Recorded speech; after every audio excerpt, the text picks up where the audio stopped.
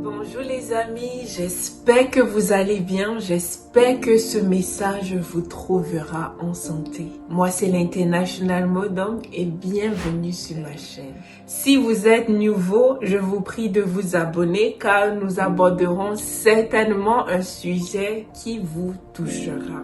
La dernière fois, nous avons parlé des relations, les différents types de relations et tout. Aujourd'hui, j'aimerais apporter quelques éléments pour qu'une relation fonctionne, dont j'ai nommé les 3 C pour faire vivre une relation. Le premier C, c'est la confiance. Il n'y a pas de relation sans confiance.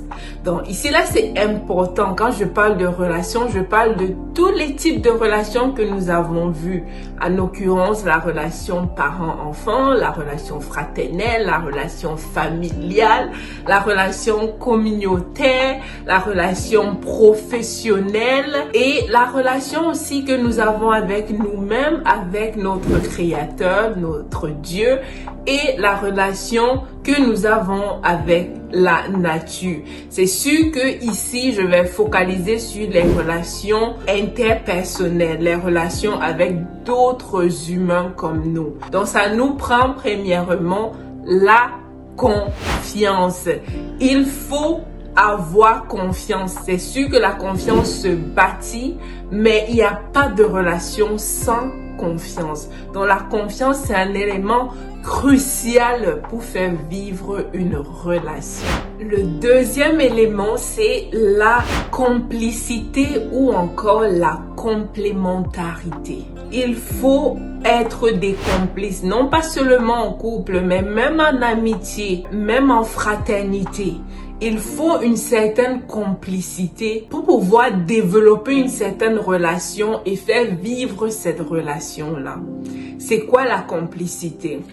La complicité, c'est lorsque nous avons des intérêts communs. Nous sommes certainement 2 personnes complètement différentes, mais nous avons certains points communs. Nous avons les mêmes intérêts. Soit nous pratiquons la même foi. Nous sommes intéressés par le développement personnel, par le business. Nous pratiquons des sports en commun. Nous avons les mêmes passions et tout. Ça aide à nous rapprocher. Mais ce n'est que le début. Parce que dans la complémentarité, pour pouvoir solidifier cette complicité, il faut aller au-delà de juste des points communs. Comme je dis toujours, tout le monde peut aimer les qualités d'une personne. Mais il n'existe qu'une infime poignée de personnes qui vont vous aimer en sachant vos défauts. Ils n'acquiescent pas forcément vos défauts, mais ils vous acceptent comme vous êtes.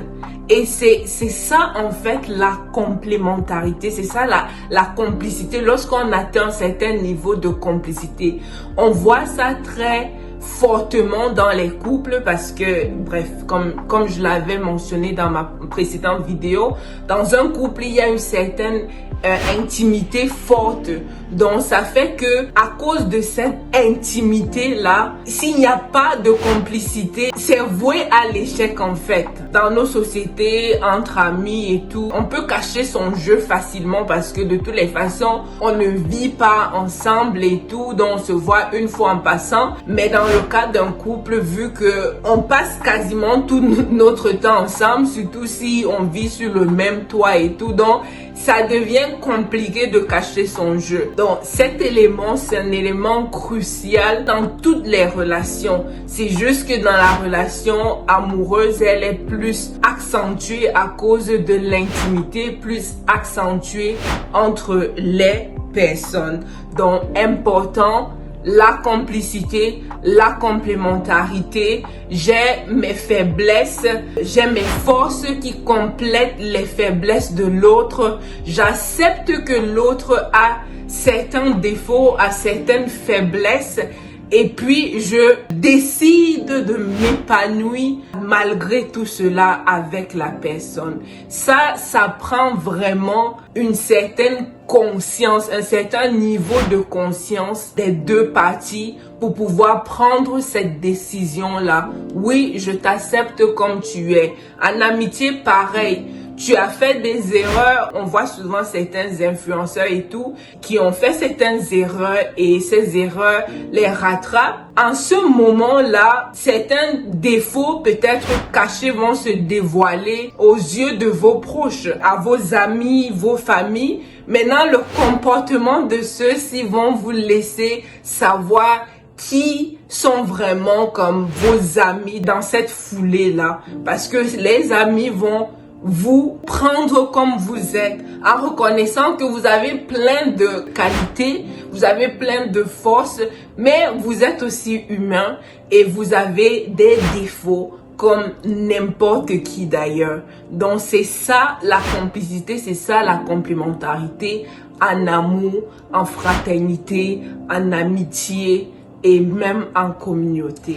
Donc la communication, c'est notre troisième élément et c'est celui qui fait le nœud entre tous les autres éléments. Donc, il ne peut pas avoir de confiance sans communication.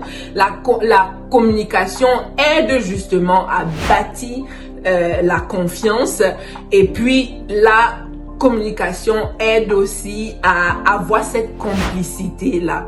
Maintenant qu'on parle de communication, je sais que ce qui vient à l'esprit de tout le monde, c'est la communication verbale. Un peu comme ce que je fais là. J'utilise les mots pour pouvoir décrire certaines choses. Mais la communication verbale, je me rappelle pas du pourcentage, elle ne représente qu'un pourcentage minime de la communication de façon générale. La communication verbale, elle est bien, mais ce n'est pas la plus forte en fait. Les gens qui parlent avec éloquence et tout ça c'est bien. Dans la communication non verbale, ça va passer par exemple de ce que je renvoie sans ouvrir forcément ma bouche, sans dire un seul mot. Par exemple, il y a le langage corporel, la façon que je me tiens face à un public. Je peux entrer dans une pièce, je n'ai dit aucun mot, mais j'ai renvoyé un tas d'éléments aux autres par rapport à qui je suis. Si vous marchez dans la rue, vous voyez quelqu'un en tenue et puis c'est écrit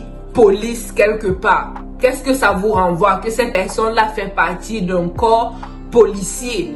La personne ne vous a rien dit, mais en fonction de son vêtement, vous savez qui elle est, du moins, vous savez en partie c'est quoi son titre et tout. La façon que tu te tiens, la façon que tu te mets, tu renvoies une certaine information sur toi. Donc fais attention de qu'est-ce que tu renvoies au monde. Et puis dans les relations, il y a d'autres langages comme le langage gestuel. Souvent, vous pouvez être en communication avec quelqu'un ou par exemple, vous êtes avec une personne. Dans la façon juste qu'on te regardait, ça te disait tout en fait. Et puis, tu t'ajustais. Donc, c'est la même chose dans les relations. Donc, c'était ici les trois clés qui constituent la base d'une relation fonctionnelle. Bien évidemment, il faut qu'il y ait engagement et l'engagement nécessite une décision des deux parties. Rappelez-vous, j'avais dit pour qu'il y ait une relation, il faut au moins qu'il y ait deux parties. Donc, on s'engage à vivre une relation avec quelqu'un, qu'elle soit amoureuse, qu'elle soit fraternelle, qu'elle soit amicale, même qu'elle soit communautaire. Ça prend, maintenant le degré d'engagement varie en fonction du type de relation, mais ça prend que on ait conscience de ça et qu'on ait une certaine marche à suivre. Par exemple, si je suis en amitié avec quelqu'un, je n'aimerais pas que ce que je dise à la personne qui est mon ami se retrouve sur la place publique. Pareil dans la famille, tout ça là-dedans. Ça prend un certain engagement, que l'engagement soit dit, que l'engagement soit signé, que l'engagement soit informel. Ça prend ça comme base en plus de ça, il faut ces 3 clés-là minimalement. Donc, la confiance, la complicité, complémentarité et la communication. La communication qui est vraiment le nœud de tout ça. Donc, on ne fait rien sans communication. C'est la base de toute chose. Donc, c'est très important. Et puis, la communication, comme j'ai bien expliqué, ce n'est pas juste dire des mots. Ce n'est pas juste prononcer des mots. Ce n'est pas juste écrit, mais c'est toute la gestuelle, tout le message, même la façon que tu décores une pièce et tout là. Dès que quelqu'un rentre dans la pièce renvoie plein de messages. Donc, la communication est partout. Et surtout la communication non verbale. Donc, faites attention à tout ça. Et puis, j'espère qu'on va vivre des relations équilibrées et épanouies tout en faisant confiance chacun à l'autre. Laissez-moi savoir ce que vous pensez en commentaire. Je sais qu'il y a d'autres éléments, mais je voulais comme présenter ces 3-là dont je pense qu'ils sont vraiment cruciales. Merci. Et puis, comme d'habitude, si vous êtes arrivé à la fin de cette vidéo, n'hésitez pas à mettre un pouce si vous avez aimé, et puis ça ferait plaisir si vous partagez. Vous pouvez vous abonner pour avoir la notification lorsque je vais publier d'autres vidéos. Et sur ce, on se dit à la prochaine. D'ici là, portez-vous bien et que Dieu vous garde.